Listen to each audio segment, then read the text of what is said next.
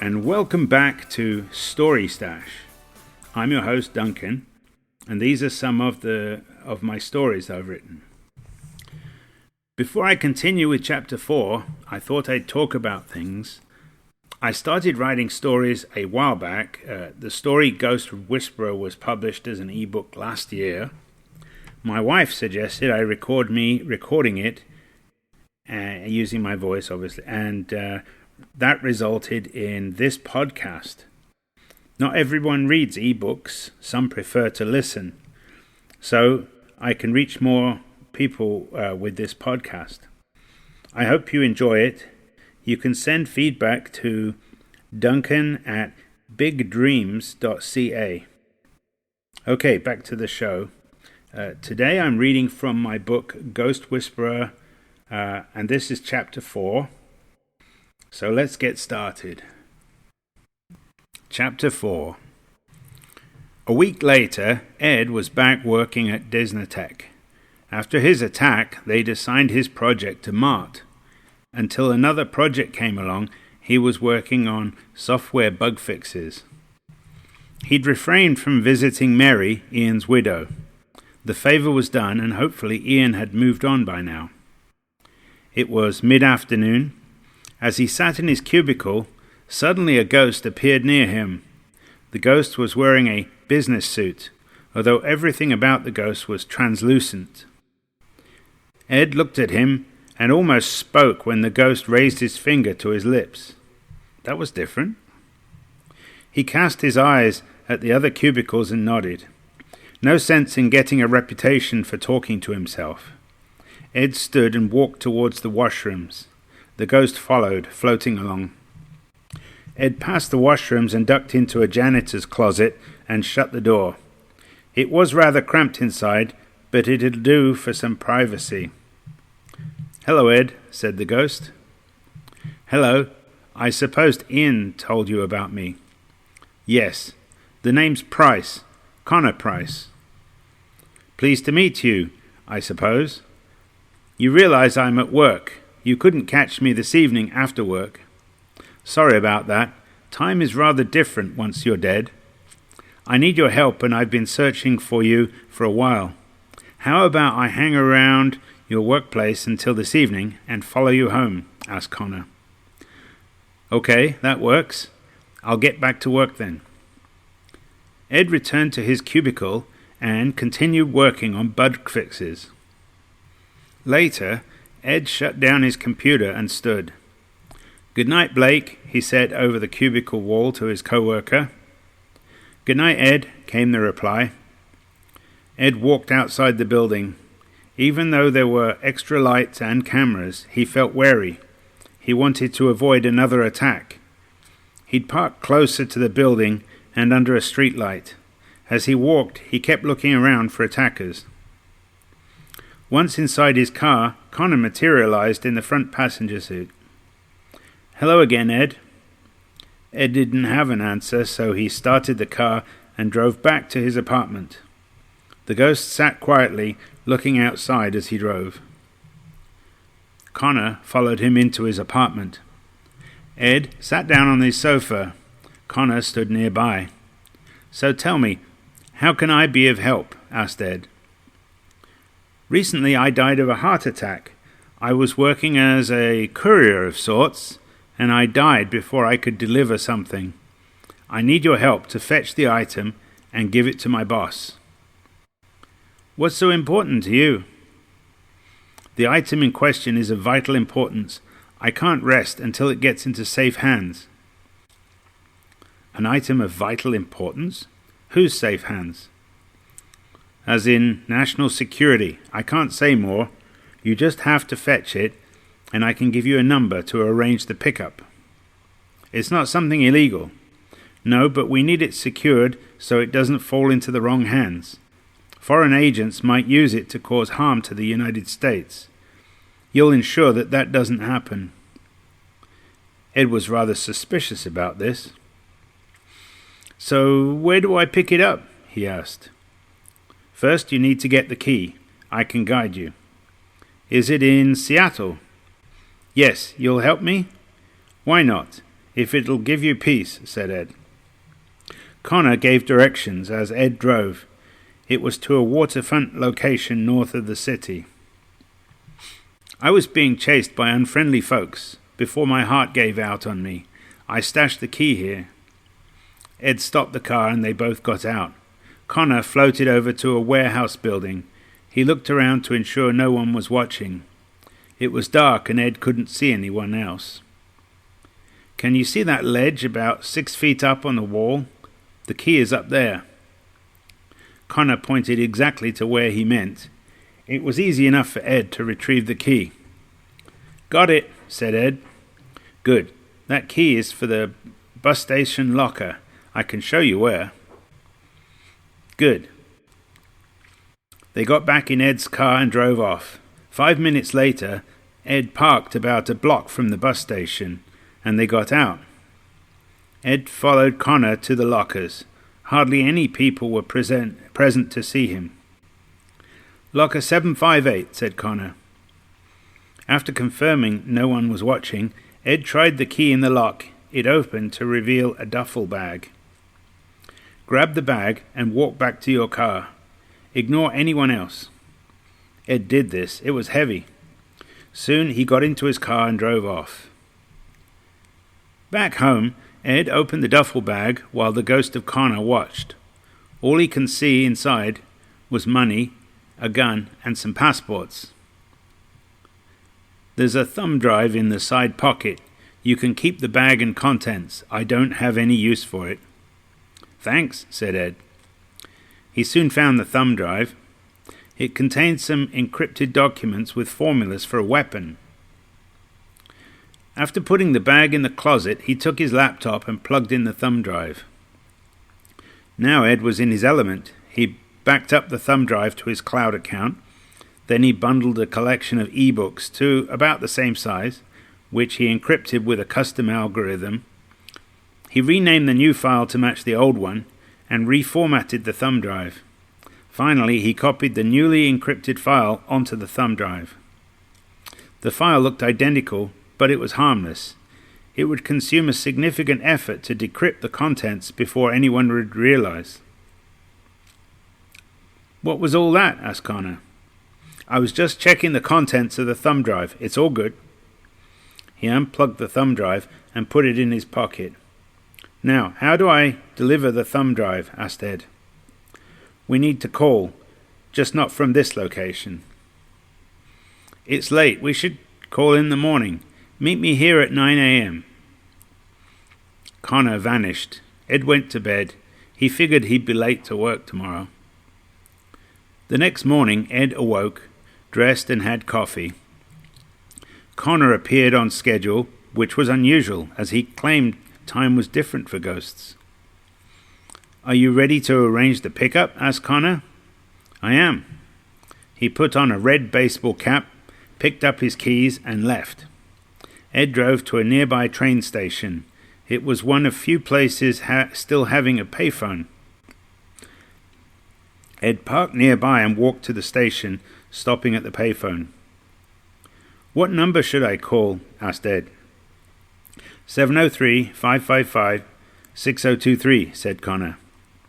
He dialed and entered coins. After a moment, he heard a response. "Code in, please." "Tell them Diamond 940, said Connor. "Diamond 940, said Ed. There was no answer. Ed wondered what was happening. Perhaps the code had expired, like Connor. "Please wait." Ed waited. "When they return, tell them you have a pickup from Connor Price." "That code is no longer active." "I understand that. Please, I have a pickup from Connor Price," said Ed. "Connor Price is dead." "I know. He gave me something to hand to you." Another pause. "Where are you now?" "I'm at King Street Station. I'm wearing a red cap." "We'll meet you there in 7 minutes." The call ended. Ed replaced the handset and turned to Connor. "They're coming in 7 minutes, said Ed. "Expect them in 6, probably in a black van." Ed wondered what he was in for. About 6 minutes later, a black van pulled up to the curb. Ed approached the vehicle, expecting to hand over the thumb drive and be done. Connor said nothing, but floated along beside him. Two figures jumped out of the van. They put a bag on Ed's head and hustled him into the van. The van sped off a moment later. A female reporter who was there to meet a friend witnessed the extraction. She didn't get the license, though. Once mobile, Ed felt them cuff his hands behind his back. It was all very efficient. A moment later, a needle pricked him and he was unconscious.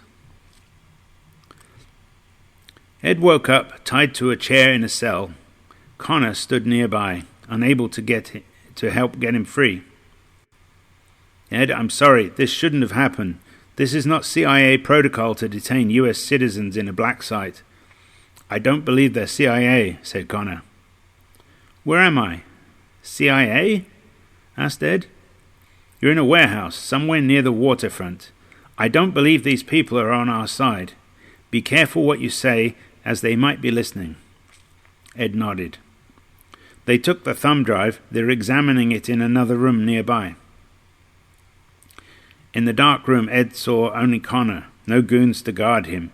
Inwardly he smiled, as he knew they were on a wild goose chase. Later, a dim light turned on, and two men entered his cell. You're Ed Tanner. You work at Disnotech, asked goon number 1. Yes, sir, said Ed. How did you get that item? How do you know Connor Price? Keep it simple, plausible, more likely believable, said Connor. He gave it to me, with instructions what to do if I didn't hear from him. Connor gave you the code to call in with? Apparently this surprised goon number 1. Stick to your story. The moment you change anything, they'll jump on it. Where am I? Asked Ed.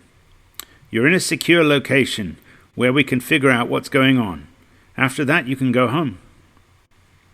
Don't believe that, Ed. Once they're done with you, they'll kill you. No loose ends. Ed shrugged and looked at goon number 1. I called in the number to arrange for you to pick up the item. That's all he told me to do. I didn't expect you to take me too, said Ed. Goon number 2 said something in a language Ed didn't recognize. These aren't CIA, they're foreign, likely Eastern Bloc. This brings up a startling discovery. We have a double agent back in Langley, said Connor.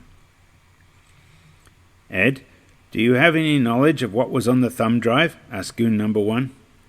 No, sir. I just kept it for Connor. I followed his instructions. Can I go home yet? They stared at him, expecting more. Ed kept quiet, though. Eventually, goon number 1 nodded to goon number 2. They left the room. Good job, Ed. Say no more. You know nothing. I'm going to scout around. Connor floated through a wall. Ed sat in the dark cell for a while. Eventually, Connor returned. Ed, they've moved away. I don't know if or when they're coming back. We need to escape now, said Connor. But I'm tied to a chair. Don't argue. You need to get up. They'll kill you when they return. Try leaning forwards. With some difficulty, Ed stood up, still tied to the chair. Now run back against the wall. Smash that chair. Ed half hobbled, half ran backwards, and collided with the wall. No luck. Again. This time he hit the back right corner of his chair against the wall. He felt something give.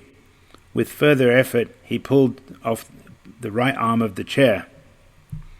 Now, untie yourself. Ed could now reach across and untie his arms from the chair, followed by his legs. He was free. Try that door. There's nobody on the other side. Ed opened the door.